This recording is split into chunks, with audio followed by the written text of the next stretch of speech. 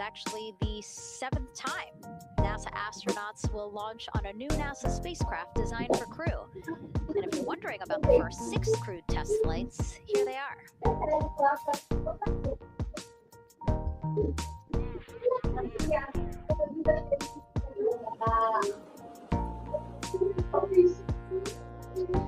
Gemini 3, Gus Grissom, John Young, March 23, 1965.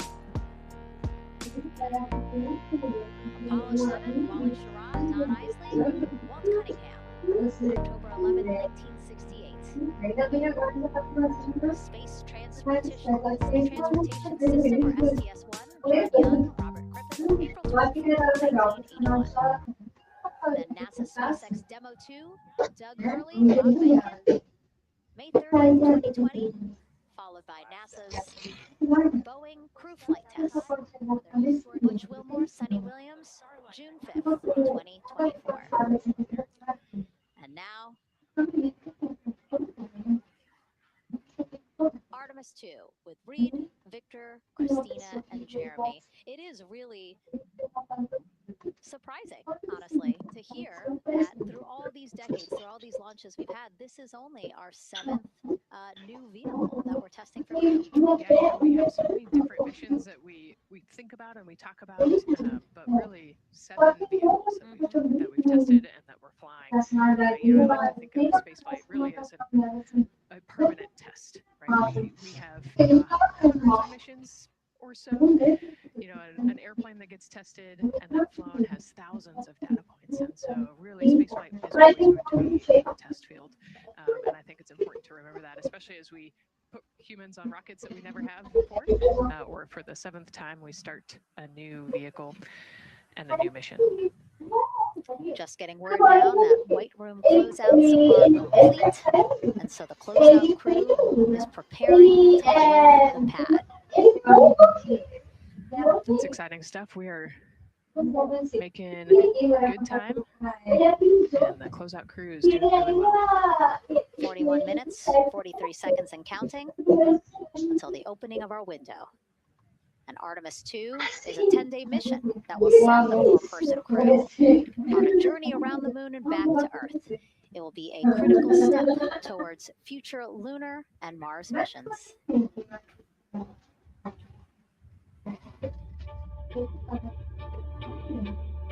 We're going back to the moon because it's the next step in our journey to Mars.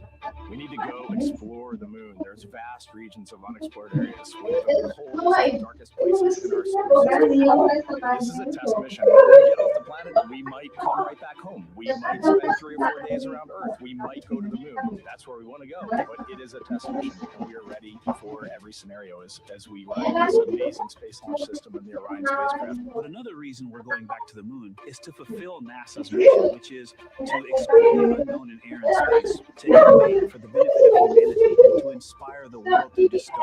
And when we succeed and when we accomplish the things that we set out to accomplish, that inspiration not only can set up new things to happen, but it also is a reminder in tough times that we're capable of doing great things when we work together. The thing I love about the moon is that it's not just a beacon for exploration and this platform of possibilities for incredible missions like this, but it has benefits. That's actually why we're racing towards it. Those benefits are really wide in nature. You have everything from innovation, technology development, not only for future missions going deeper into the solar system, but technologies that come back to Earth. You have inspiration, a whole generation of people starting this pipeline of STEM workers, like manufacturers and operators that are excited to see what you can do when you work hard and you come together as a team. When I think about the 4 of us flying around the far side of the moon, seeing that Earth rise, taking images and video and sending them back to you, the feeling that I have inside is hope. We know that Artemis 2 is not the solution for humanity on planet Earth, but it is a contribution in the positive column. We hope that just for a moment that people will pause and say, wow, it's extraordinary when you look back upon the Earth with over 8 billion people. And you see this concrete example of what humanity can do, this extraordinary thing when we set big goals. And to achieve.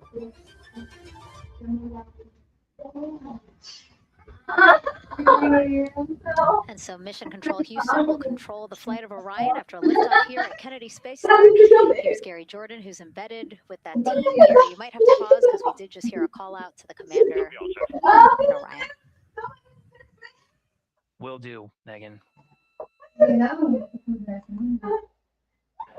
was Commander Reed Wiseman responding to prepare for some of the next steps. We are now holding at the T-minus 10-minute hold, expected a 30-minute hold. So we are well on the countdown. We are well on the timeline to meet this L-minus time and launch towards the beginning of the window, but continuing to track progress along the way.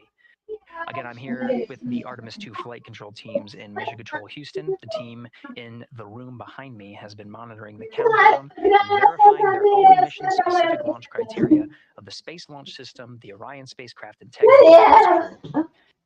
During the final hold before launch, if all looks good from each of the flight controllers in this room, Flight Director Judd Freeling will report a go for launch from Houston Flight. Upon liftoff, teams here take control of the mission and communicate with the crew while they fly on the Space Launch System. This phase of flight is highly dynamic, and each console position has a dedicated and important role of looking after critical systems. You'll hear calls from Capcom and NASA astronaut Stan Love in this room to the Artemis II crew as milestones are reached during the more than 8 minutes of powered flight on the core stage. Liftoff and ascent are just the beginning. This room will be staffed around the clock over the next 10 days to oversee every moment of the mission through splashdown. Here from the Johnson Space Center, we'll be streaming the mission live 24/7, so anyone can follow the crew's journey, take peeks inside the spacecraft, and share the experience of a lunar flyby with astronauts looking down at the moon's surface. Teams here have been rehearsing tirelessly in simulations to throw every conceivable and inconceivable scenario their way. We are ready and eager to begin the Artemis II mission. Still milestones to come as we continue the countdown, but we'll be right back with you during the ascent phase of today's flight. With that, Megan, I will send it back over to you at the Space Coast. So much, Gary. Under 37 minutes until the opening of our 2-hour launch window, 6:24 p.m. Eastern. I've never been more excited for a time. But why don't we send it back over to Megan Carter with the moon board to learn more about what happens after ascent. Absolutely. I am definitely also getting excited. Things feel like they're starting to pick up a little pace here. A lot is about to happen within the first 10 minutes of launch. But what happens after those first 10 minutes? Let me take you over here to my mission map so we can kind of jump ahead and let me explain a few things. So our main engine cutoff is going to stand for MECO, and that is essentially where the rocket's job is done, and it is then going to turn the propulsion duties over to our ICPS, cryogenic propulsion stage. I'll try and say that too many times fast, but the ICPS is going to be right here, and that's our in-space propulsion. About 50 minutes into launch, it is going to conduct that first burn, and that's going to be the perigee raise maneuver. Essentially, what that is going to do is going to raise the spacecraft from a lowest point of Earth just a little bit higher into space, and then they are going to conduct that nice path. It's going to set them on that nice circular path around the Earth. That's when they're going to start to be able to really check out the spacecraft. The Orion spacecraft is going to be able to, like we've talked about, be maneuvered by the crew. They're going to check out those life support systems, and communication checkout's going to be vital at that point as well, obviously. Then they will be conducting that another burn, and that's going to raise them just a little bit higher again. And then they will, it'll be about time for the ICPS to separate, and they will start another lap around the Earth as well. Now, the ICPS, even after it separates, its job will not be done because they will have the opportunity to conduct something called the proximity operations demonstration. And this is going to be really important for our future lunar missions because the ICPS actually has a target on it, and the crew is going to have the opportunity to manually maneuver the spacecraft, like we've mentioned, and practice those docking maneuvers. Now, obviously, they will not be docking for this mission, but that is, again, going to be critical for those lunar missions in the future. Now, all right, after that ICPS has separated and they've done that second lap, they're going to conduct 2 more burns, and what these burns are going to do is set them up to high enough orbit at a fast enough speed in order to conduct the translunar injection. This is going to be that critical moment and that critical milestone where they are going to produce about 6,000 pounds of thrust, and this is that point that is going to take them out of low Earth orbit into deep space, and it's going to set them on that nice path towards that lunar flyby. And I know we have talked a little bit about why this could be a record-breaking flyby and journey to the moon. And with that, I'm going to turn it back over to Megan so she can tell us just why. Yeah, she's talking about the distance record set by the Apollo 13 astronauts in 1970. They were 248,655 miles away from Earth, and this Artemis 2 crew might surpass that on flight day 6 when they fly around the moon by more than 4,000 miles. Yeah, it's a long ways.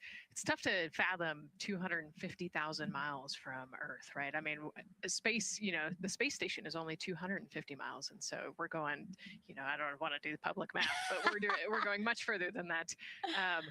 But it's important, right? Because we want to get back to the moon. We want to see the surface. We want to see the far side of the moon. And the way we do that is by breaking distance records. Yeah, and the exact distance record depends on exactly when they launched, like the time, the day. So we'll learn more as we go into this 10-day mission with the Artemis 2 crew.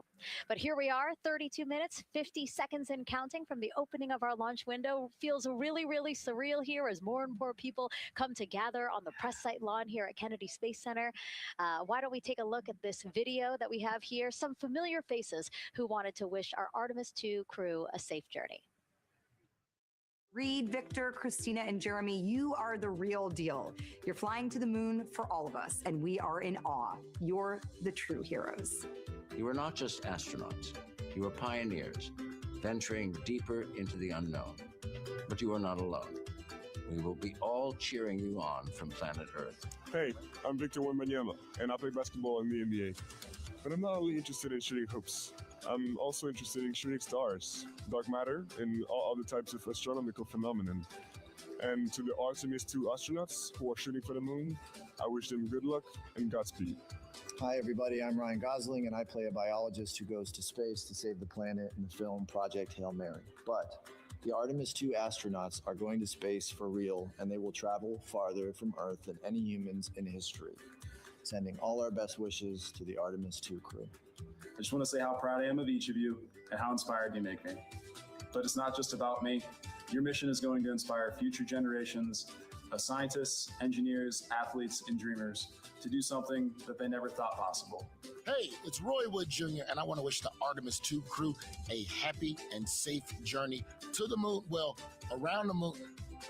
To go around, I know what you're doing. You got to look for a parking space. This is to go around the moon, make sure somewhere to park, and then you park journey. Good luck. It's actually a really good way to explain what how this mission builds. Again, we are hoping to land astronauts on the surface of the moon in maybe 2 years. So yes, we are looking around the moon on this lunar flyby mission to see where we might park. Thank you, Roy Wood Jr. Okay, and as we look at this live view of the rocket on the pad, there is a spectacular place here at Kennedy Space Center to watch launch from, and that's the Banana Creek viewing area. Why don't we go back there where the crowd is excited, and Leah has the best assignment ever talking to people who are super excited about being here for Artemis 2.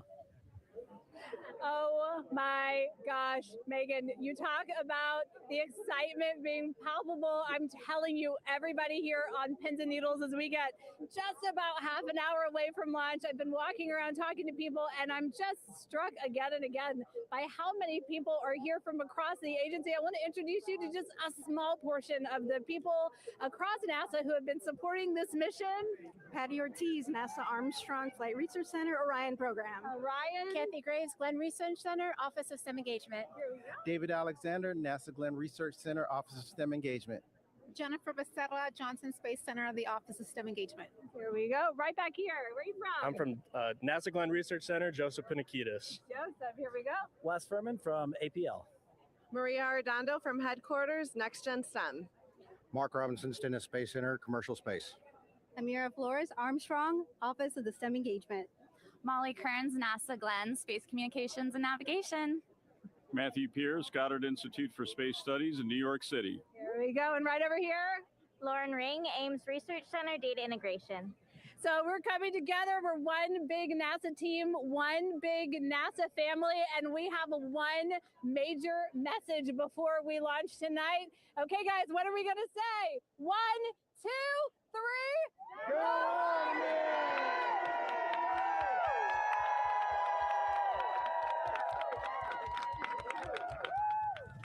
Oh my gosh. Oh my gosh. That made me so emotional. That was so inspiring to see. I mean, wow. Yeah, that was great. I mean, just to hear everybody say their position, what they're doing to support this mission is amazing. And I'm sure this was something that really rang true and resonated with NASA's Administrator Jared Isaacman, again, to see the workforce come together to do the work and then to be here for launch. So why don't we actually go over to him now with our Jasmine Hopkins at one of our other viewing locations. All right, Megan, thank you so much. The energy here on the balcony is honestly becoming electric as we get so close to launch. And now we are thrilled to welcome NASA Administrator Jared Isaacman. Jared, we're really entering a golden age of exploration. How will Artemis 2 set the pace for the coming years? Well, I mean, Artemis 2 is the opening act, right? This is the test mission. This is getting very comfortable with the SLS rocket, the Orion spacecraft. No humans have ever flown on this before, right? And we're going to put it through its paces. We'll go into Earth orbit for a little bit, make sure Orion's doing okay. And then we are sending them, right? We're going to send them farther into space than any humans might have gone before, 250,000 miles away. And it's going to set up for the subsequent missions. That's why we're going into the golden age of science and discovery right now, because you're going to see moon rocket launch in 2027 when we do our testing with the lander. We're going to go for the landing on Artemis 4 in 2028. And in parallel, we're going to build the moon base, right? And that is going to be filled with science discovery and tech demonstrations that's going to support the enduring presence we're trying to create on the surface. Absolutely. So honestly, history-making years ahead of us, you know, with Artemis 3 and 4. But first is Artemis 2. What will be our single greatest takeaway from this mission? Well, I'll tell you, I mean, after ignition, to me, the moment that I'm going to be most excited for is splashdown. There's no question about that. Good shoots coming down off the West Coast. But look, I think the takeaway from this is gaining extreme comfort in the Orion spacecraft, right? I mean, this is very different than what we've done for more than a half century, right? I mean, the velocities that spacecraft is going to re-enter at, it's going to be new territory for us. We want to get our arms around that completely. So I would say the performance of SLS plus Orion is everything on this one. We want to make sure we do it in as a safe way as we possibly can, understanding what we are undertaking right here, bring our crew back, learn as much as we can from the vehicle, set up for Artemis 3 in 2027. Right. And Administrator, we've actually had a pretty young audience today here, some kids running around the balcony. How do you hope Artemis 2 inspires that next generation? You know, I talk about this all the time. Like, you know, one of our overarching KPIs that we should always be tracking is the number of people living and working in space. Well, you know what's another strong number 2 on that one? It's the number of kids that are dressing up as astronauts for Halloween, so that they grow up, that they're inspired to want to join in this grand endeavor, whether they come work with us here at NASA or they join in industry, but they're helping humankind venture out farther, pursue all the secrets of the universe. Yeah, I think we'll see a lot of kids dressed as astronauts this year. And finally, Jared, you've really made it a personal mission to get to know the people behind the work at NASA.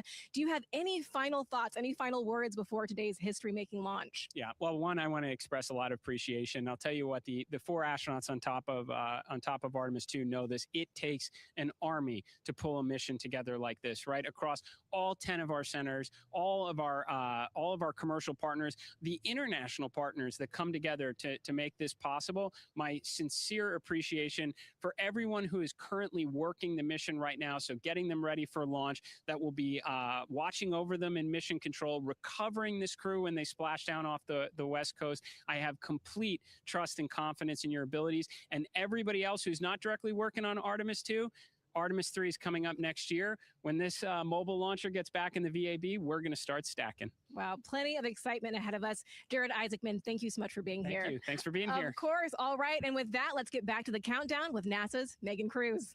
Under 25 minutes and counting from the opening of our 2-hour launch window, and take a look at all these people behind us. I literally, every moment I turn around and I see the clock, I am like, Oh, wow. Oh, wow. There are more people and less time. Yes, exactly, which is a great problem to have. Yes. Now, this first crewed test flight of NASA's Artemis program coincides with the 250th anniversary of our country's founders signing the Declaration of Independence. Exploration is a part of America's DNA, and it continues now with our return to the moon. 250 years ago, 13 colonies laid the foundation for the greatest and most enduring democracy in the history of the world. One driven by courage, faith, and freedom. From that moment, we became a nation defined not by where we stood, but by how far we were willing to go. We conquered vast frontiers, invented tools that shaped a modern world. We found light in the dark, and we rose from the earth. Faster, higher, farther. We pushed beyond the sky and into the unknown. We carried our courage into the cosmos, and we planted the American flag on the moon, the defining achievement of American superiority in space. Today, our curiosity stretches farther than ever. American robots search ancient rivers on Mars. New telescopes unfold to glimpse the first stars. And a new generation prepares to return to the moon, this time to stay. For 250 years, America has carried the light of humanity forward. But American exceptionalism isn't inherited, it's earned. Our greatness comes not only from what we've done, but what we're still determined to discover. Because in every era, across every horizon, America is at its best when it's reaching for something greater. America celebrates 250 years, and we are leading the world into the future. 22 minutes, 15 seconds and counting from Artemis 2, NASA's boldest test flight in a generation. The crew has said this often, that they hope it inspires children around the world.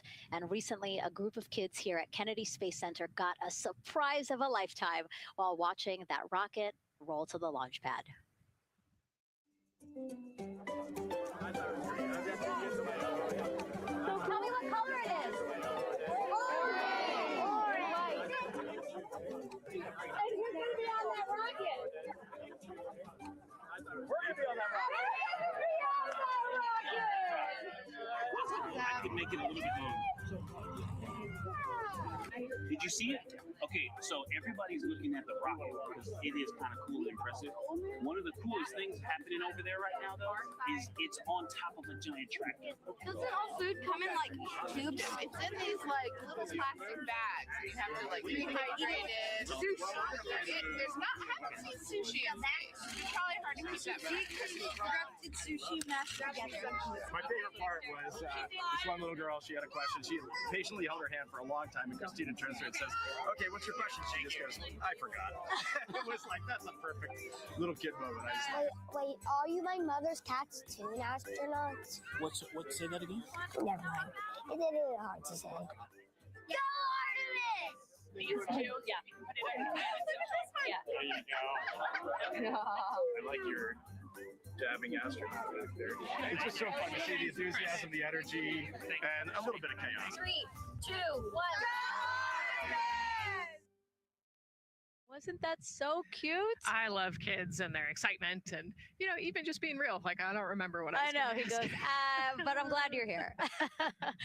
Now, here we are, Space Center Houston. The crowd has exponentially grown throughout the day. We started showing you live shots from in there probably an hour ago. And now take a look at all the people there getting ready to witness history together. It's something really special to be able to witness something like this together. Yeah, we've heard from celebrities and officials and kids, and it's amazing. People from all around the world came here today to Florida to watch. So it's something.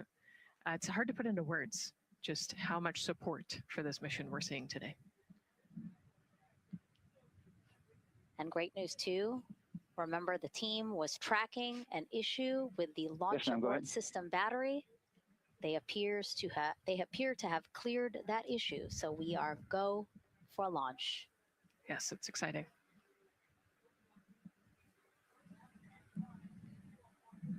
U.S. Space and Rocket Center here, Huntsville, Alabama, waving to the Artemis II crew sitting right there inside Orion. Inside of 20 minutes from the opening of our launch window, and right now we are targeting the top of that launch window. So we could be launching here in about 19 minutes, Nicole. Wow, Yeah. I don't know if I expected this today. I'm excited, and I'm glad they were able to clear the problem with the battery on the LAS, and everything has gone really smoothly today. It's been great. The weather cleared up. It's a beautiful day for a launch.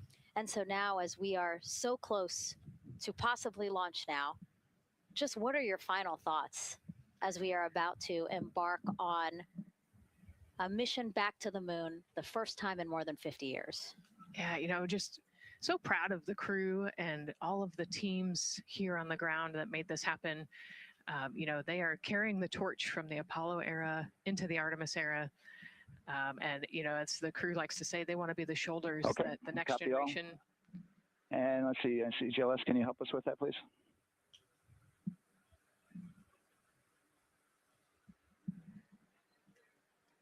They want to be the crew wants to be the shoulders that the next generation can climb on. 001. I think it's in their patch. We're going for all. It's in the name of their capsule, integrity, representing humility and the professionalism of everyone that got them there today. So proud of them. We love them. We're excited for them. And we cannot wait to see what they see. Just leveraging everything we've learned so far as an agency, taking us from Apollo now to the launch pad here, 39B, with Orion and SLS poised to again fly us into the history books. And before we leave you now here at the host desk to get back into operations, we just wanted to answer one question for you guys. We asked you earlier on today, what are you most excited for? And we asked you to go vote on Instagram and Twitch. Instagram, you guys said launch. Twitch, you guys said lunar flyby. So I think you guys will all be very excited since we are now about 17 minutes from the opening of our launch window today. And so with that, as we approach terminal count, let's send it back to Daryl Nail in firing room 1. Daryl. All right, thank you, Megan and Nicole. And just want to give you an update on the launch abort system that you just reported that they cleared. They believe, they're convinced this is an instrumentation failure. So there are 2 batteries on the LAS. The LAS, of course, and with the help of my 2-year-old son's model rocket, Daniel said I could use this, so it's okay. The LAS is right here. It's the tower above Orion. Orion capsule is inside of here. It's used to pull Orion off the rocket in case something's going on with the rocket, either on the pad or in flight. 2 batteries are bad. Well, I'm sorry, one of the 2 batteries reported an out-of-family temperature, and it was very much out of family. And so they checked their data going back into the vehicle assembly building where they recharged the batteries and worked on them. And they have good, solid data, they reported, that tells them that this is an instrumentation failure, that there's something wrong with the sensor. And so they took it before the mission management team, which has to accept the risk, any changes to launch commit criteria, which this would be one, and they all fully accepted it. So now we are clear as far as that constraint is concerned. And one quick thing as we count down now, we are getting into the final minutes before liftoff. There's a 2-hour window. We haven't quite set the T0 yet, but this is a list of the cutouts. There are 150 cutouts that are included for this 2-hour launch window. And that's important. They're in very small print. That's important because there's basically 16 minutes inside this window that they cannot launch. And these are because of small things flying in orbit. There's a lot more things in orbit than there were back in Artemis 1 when we had 35 to 40 cutouts. So that for that reason, because of these 156 cutouts, they're going to be managing the launch window as we go forward. So they may have to wait out one of these cutouts. They range in time between 2 seconds to 23 seconds, but you'll hear the NASA test director talk through that. We're getting ready to merge that loop from NASA test director Jeff Spaulding.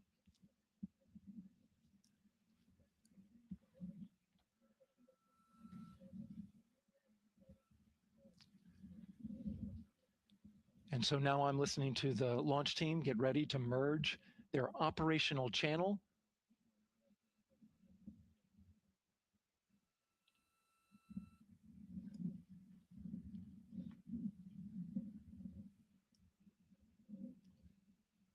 We're now entering one of the most consequential phases of launch day, and that's terminal count, the final 10 minutes. And OTC, NTD on 212 for ComCheck. Good, how me? I hear the same. STC? GTC? GTC is on 212. All right, copy that. NASA Test Director Jeff Spaulding confirming communications with his team.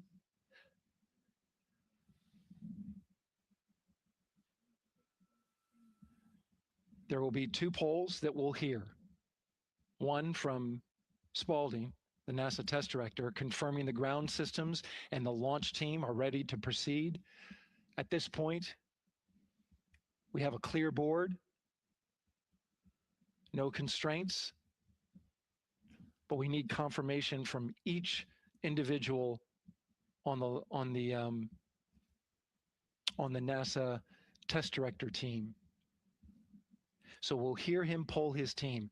The other poll that we're waiting for is the poll from Launch Director Charlie Blackwell Thompson, who will take that final status from NASA management before giving the go to come out of a hold. And you're seeing the clock count down at L-12 minutes. CCL, OTC, Orion, RS1. CCL. Yes, sir. Reconfigure ARS primary loop ISO valves. Copy, that's in work. And CDR, OTC, Orion, RS1. Go. ARS loop ISO valves are being closed at this time. Integrity copies. NGDLP. Go. Yes, I had a discussion with sea ice and with MER manager regarding the observation the sea ice had a few minutes ago. They were able to confirm with BCI photos that the condition that they observed has been there since 2025. MER manager has had a chance to review the findings, and they do not have any constraints from either a sea ice or MER manager perspective. Okay, copy all. And Launch Director NTD, you copy? Yes, sir. I copy. That's good news. OTC, CCL 212. OTC. ARS primary loop isolation valve configuration is complete. Copy.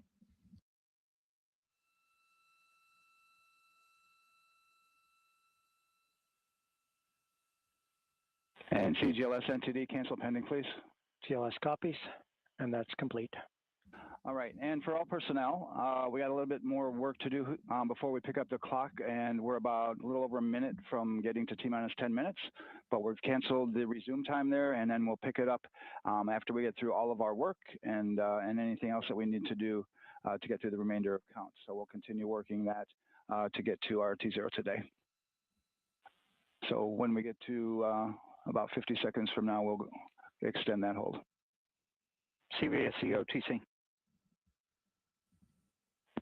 CVSE 400 290, looking to verify that we are configured for ascent.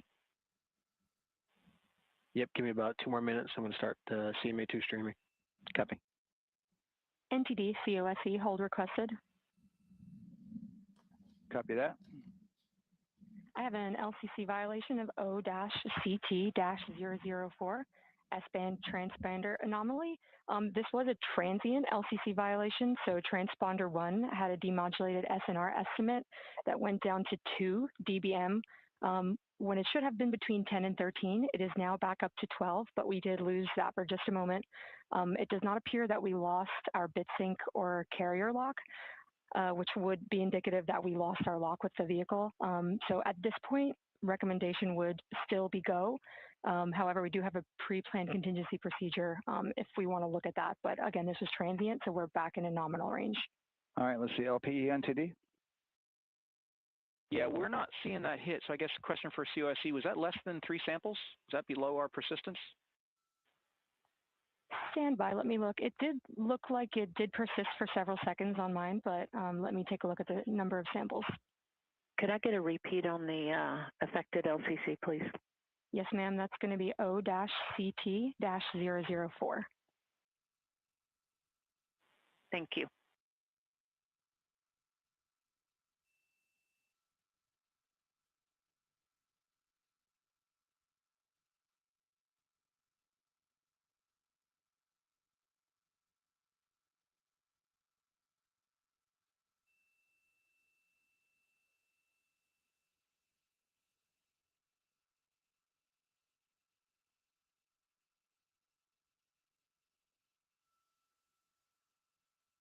Yeah, us taking a look at the data right here, looks like that was a single sample. Yeah, copy that. RFTS does report that they also lost lock for about 5 seconds. So I would love to ask KUS and see if they also lost lock with the vehicle for any extended amount of period.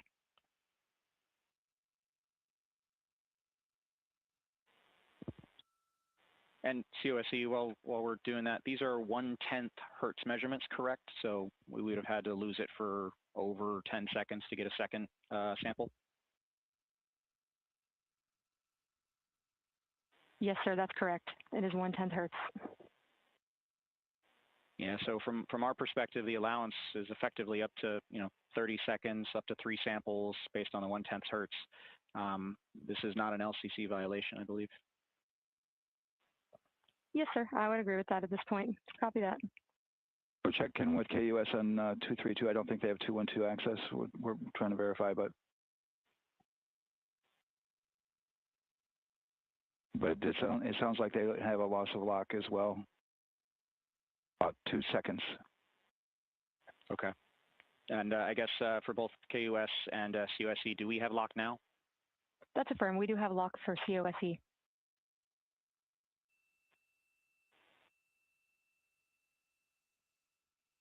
Yeah, so from the integration console perspective, we did have a temporary loss there within the allowable, and per the requirement, let's go. And this is Houston Flight. We have lock and we have good telemetry here in GSC. And KUS is reported to they have good lock now. So with all of that, OSC, then are we in a go configuration per your LCC? Yes, sir. Recommendation would be go. Okay. LP, you concur with that? Yes, sir. LP concurs go. And Launch Director? Yes, sir. Launch Director concurs go. All right, and I'm going to go ahead and just verify everybody has everything else complete, Launch Director, and if we do, we'll be ready to pick up the poll at that time, unless there's something else that you're aware of. No, sir. Let's verify all our work is complete, and I would like one last check of our constraints list. All right, let's see. OTC, are you still waiting for ComConfig, or are you? That is affirmed, sir. Okay, yeah, you only open item? Yeah, OTC, this is CVSC. That 400 step 290 is complete. Copy. Okay, so OTC, you're complete with all of your work? That's affirmed. All right, copy that. STC? STC is complete. And GTC? GTC is complete. Okay, excellent. All right, and LPE, just want to verify we have no open constraints at this time. No open constraints. We have a clear board, sir. Okay, tracking the same here. And Launch Director, with that, we are clear and ready to pick up the launch readiness poll with your go. All right, sir. I am go for the poll. All right. And for all personnel, this is the NTD conducting the Artemis II launch readiness check. Verify ready to resume count and go for launch. OTC. OTC is go. STC. STC is go. GTC. C's go. MCO. CO is go. Safety Console. The Safety Console is go. LPE. LPE is go. RTD. RTD's go. Houston Flight. Houston Flight is go. ROC. ROC is go. And CDR. Crew is go. Copy that. Thank you, Reed. And Launch Director NTD, our launch team is ready to proceed at this time. All right, NTD, I copy all. At this time, I'll perform my poll. Attention on the net. This is the Launch Director performing the final poll for launch. Verify no constraints and go for launch. EGS, Program Chief Engineer. Artemis Chief Engineers are go. Copy, thank you. EGS, Chief Safety Officer. The Artemis CSOs are go. Copy, thank you. Range Weather. Launch weather is go. Thank you, LWO. And Artemis MMT Chair. MMTs go. Thank you, John. And Integrity Launch Director. Good here with Charlie PLT. Thank you, Charlie. This is Victor. We are going for our families. MS1. This is Christina. We are going for our teammates. MS2. This is Jeremy. We are going for all humanity. All right, Charlie, your Artemis 2 crew is go for launch. Full send. I copy that. Reed, Victor, Christina, and Jeremy. On this historic mission, you take with you the heart of this Artemis team, the daring spirit of the American people and our partners across the globe, and the hopes and dreams of a new generation. Good luck. Godspeed, Artemis 2. Let's go.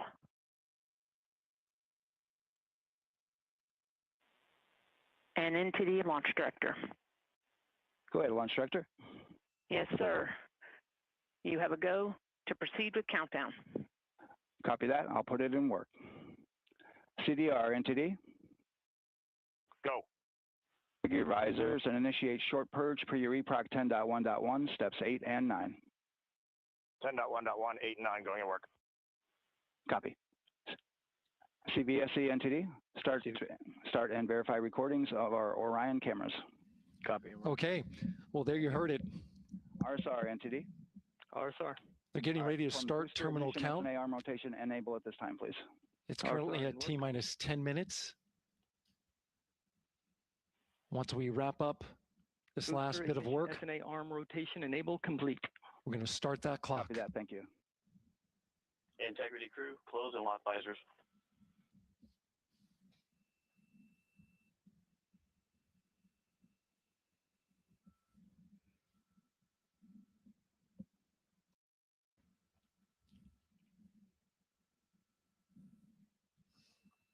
You heard an issue, worked in real time with telemetry lock on the Orion. It was transitory. It was very short. They checked the data, confirmed that they had a good lock. This was with the S-band transmitter on the Orion. Worked through that issue, looked at the data, and cleared it. All with the world watching. Impressive work by the launch team. So we have a 2-hour window, which starts in just a few minutes at 6:24 p.m. Eastern Time and goes until 8:24 p.m. Eastern Time. And ECL NTD will be waiting for your verification on the short purge. ECL copies.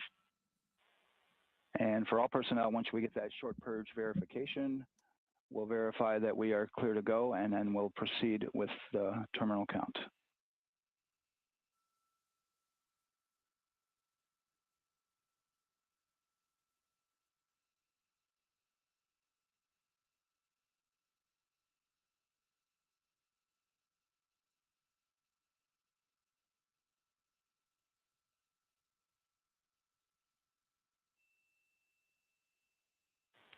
ECL time estimate? About a minute. Copy.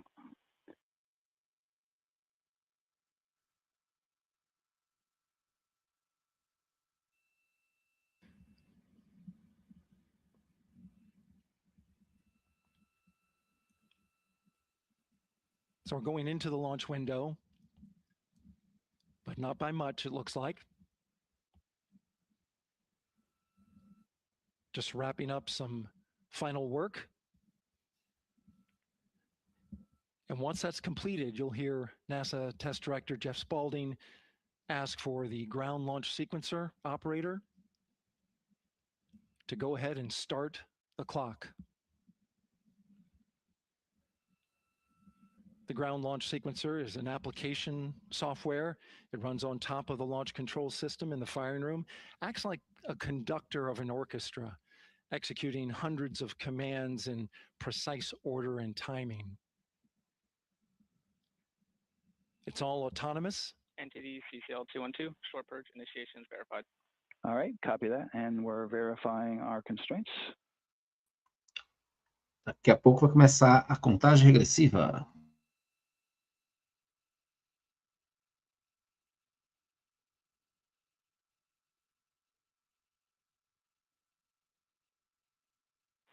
All right, and we're clear from cutouts.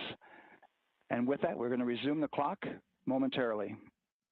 And CGLS, you can resume the clock on your mark. GLS copies. 3, 2, 1, mark. GLS mainline has been initiated. T-minus 10 minutes and counting.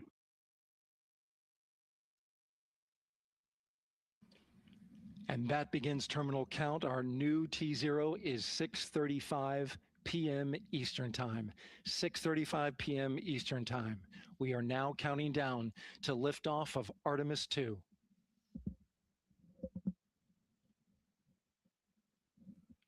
From now on, you're going to hear two voices on the loops. If everything goes nominally, NASA Test Director Jeff Spaulding, who's directly managing the launch team, and Alex Bendelos, the GLS operator who closely monitors the software. He has the ability to stop and restart the countdown. Não, Givanildo, eles vão dar um retorno na Lua. Eles vão à Lua só, dar o retorno, passar uma volta na Lua, vamos assim dizer. Tem, claro, uma missão inicial aí de ter um planejamento futuro, certo? Para uma missão mais eficiente, mas por enquanto ela...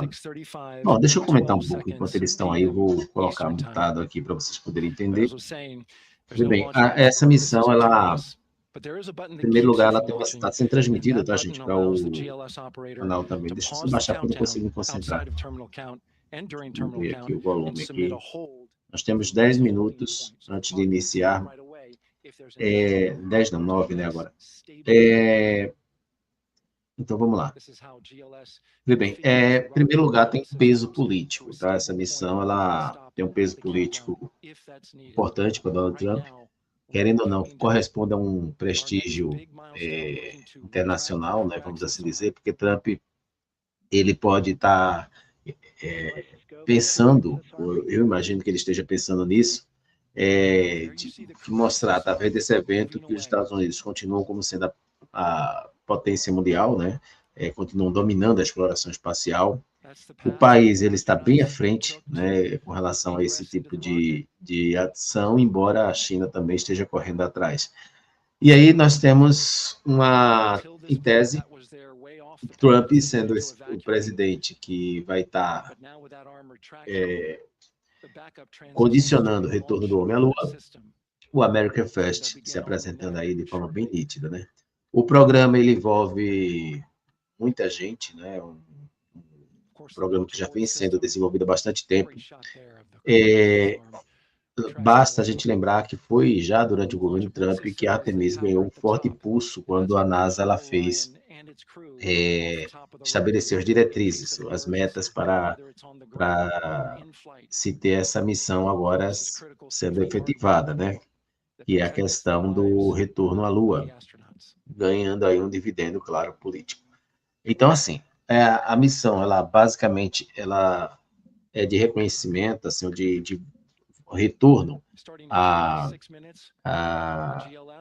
aos estudos espaciais, né? Serve como trampolim para investidas futuras.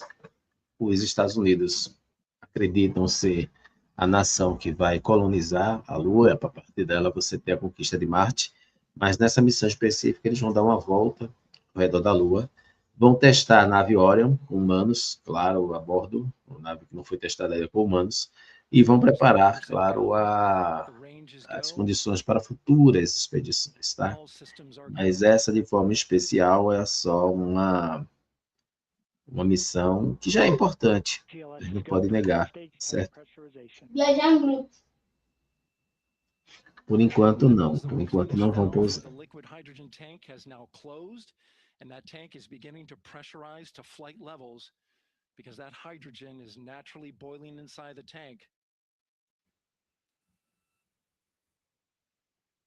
We'll get the liquid oxygen tank a little later in the count. Daqui a pouco inicia a contagem regressiva com os 5 minutos, né, que é o padrão, e vocês vão poder também estar acompanhando aqui, tá certo? Quando faltar os 5 minutos, eu coloco aqui também para vocês poderem ir acompanhando. E aí, digam aí no chat, vocês acreditam que... Aí tem um lado, né? Se essa missão der errado, vai ser terrível com o Trump, né? Porque os gastos... GLS's go for FTS arm. Now work is being done to arm the flight termination system. This is so the range safety can send a flight termination command if the rocket flies too far off track. There's a brief built-in delay, so the launch abort system has time to pull the astronauts to safety first. LH2 high flow bleed check. All right, the high flow bleed check. That's so the cryo team gets verification that the RS-25 engines, all 4 of them, are in the proper temperature range for launch.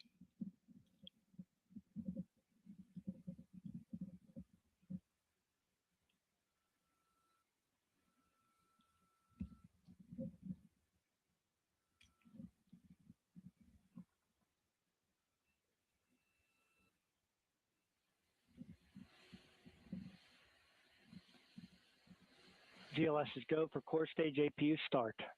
Core stage APUs start. Those are auxiliary power units, high-speed turbines, which provide pressure to hydraulic pumps that steer the RS-25 engines. We're going to see a gimbal test a little later at T-minus 2 minutes and 30 seconds.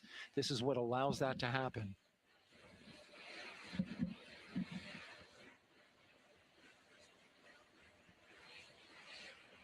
Coming up in about 20 seconds.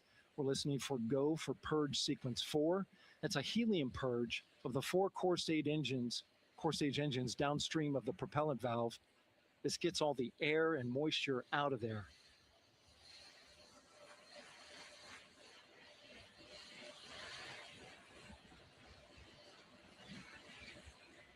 GLS go for purge sequence 4. Moving through the milestones. All is looking good.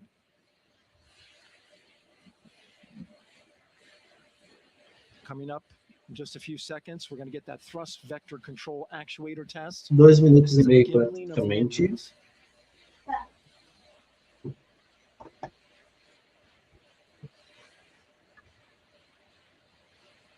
There are the 4 RS-25s, 3 of them shuttle heritage, 1 of them built from shuttle parts.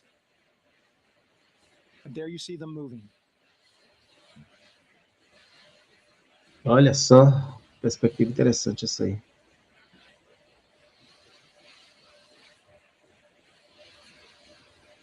Now we're going to start moving the power from both the upper stage and the lower stage of the rocket to internal, taking ground power away and now going to battery power. GLS's go for upper stage to internal power. Our power is removed from the rocket's upper stage, the ICPS, and it's been switched to battery. Same milestone for the lower core stage coming up at T-minus 1 minute and 30 seconds. Right now, the 4-person Artemis II crew is 248,000 miles away from the moon. And if all goes well, they will fly by it in 6 days. GLS's go for core stage to internal power. A qualquer momento devem acionar. Right, there's the rocket's core stage, which houses 3 flight computers, is now on its own power. There's no more hold time because there's no more margin on these batteries. So we'd have to recycle back to T-10 to recharge if we had a hold. Obvio. No. 1 minute. Minuto agora, Does pessoal. not know what the T0 is, but coming up at T-33 seconds, control shifts from the ground launch sequencer to the rocket's A hora do tudo ou nada. Se falhar, vai ser terrível pro Trump, The né? rocket will count itself down, but honor any holds that could come from the ground. Now, shortly after liftoff, Houston will take control of the rocket, and my colleague Gary Jordan will take over commentary. GLS, go for your left. Great call out. The rocket is on its own. 4 brave explorers ready to ride the most powerful rocket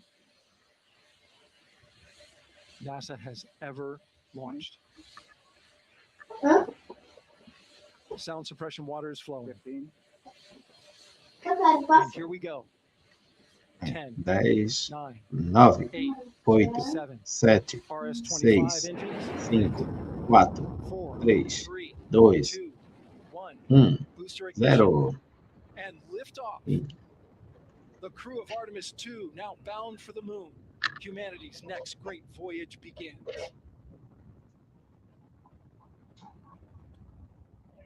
Good roll pitch. Roger, roll pitch. Houston now enjoying the flight of integrity on the Artemis 2 mission around the moon. Integrity, AMT high. On time passing 30 seconds into the flights. Integrity passes the ultimate MECO. Target milestone. Mission Control Houston seeing good performance on the main engines. Space Launch System core stage. Integrity, 3 miles in altitude. Traveling more than 1,200 miles per hour. Obvio.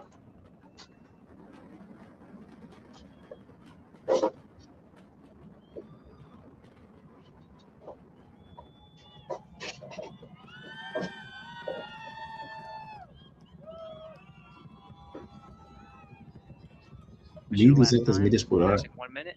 Approaching max Q. On, Ponce de Leon. Stan, we have you loud and clear on Ponce de Leon. Have you the same? Communication signal transfer confirmed as Integrity and its crew go supersonic. Approaching 90 seconds into the Artemis 2 mission. Integrity is 14 miles in altitude, 8 miles downrange, traveling more than 2,600 miles per hour.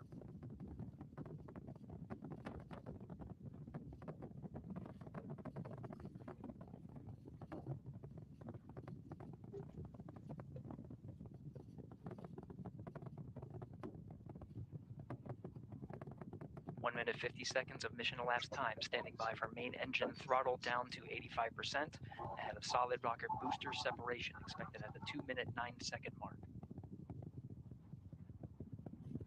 We see throttle down.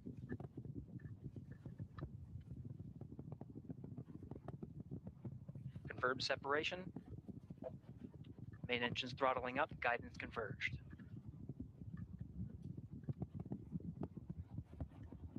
Tá separando as dois motores. Integrity, guidance converged. Olha aí, essa imagem que o pessoal da Terra plana, né? Deve ficar louco com uma imagem dessa.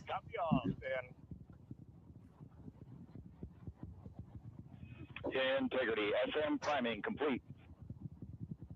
SM priming complete. 2 minutes 45 seconds of mission elapsed time into the Artemis 2 mission. Thrusters on Integrity and upper stage confirmed in a ready state ahead of service module fairing separation.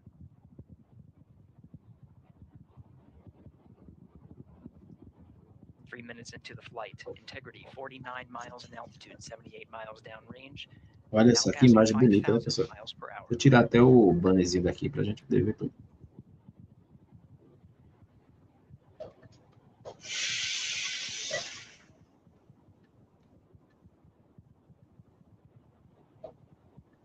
Standing by for launch abort system jettison.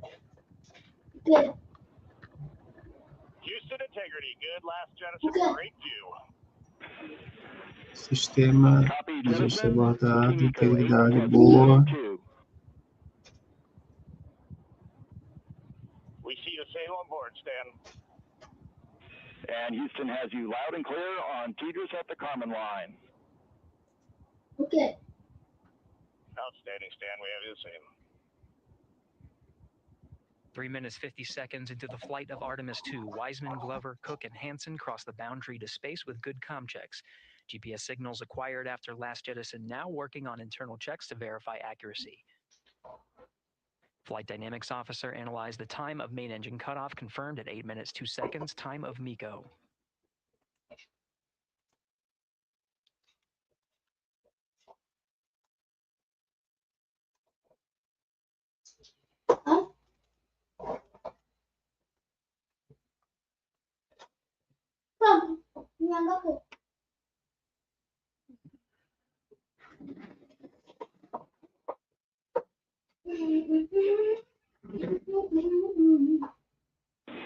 Integrity GPS processing.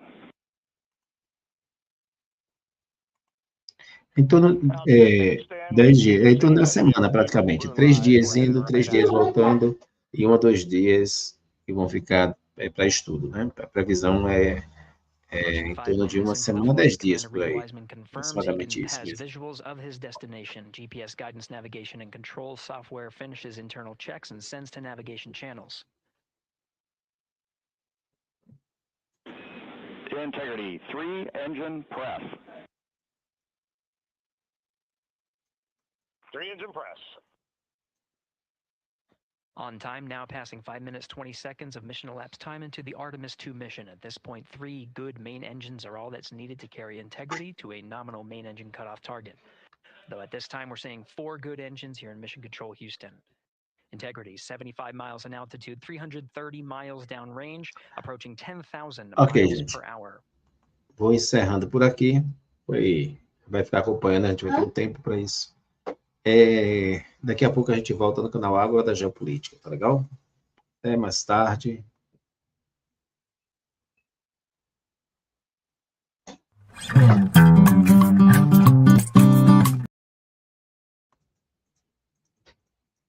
Não, mas sério, o link mandou funcionando pra mim. Não, eu não consigo.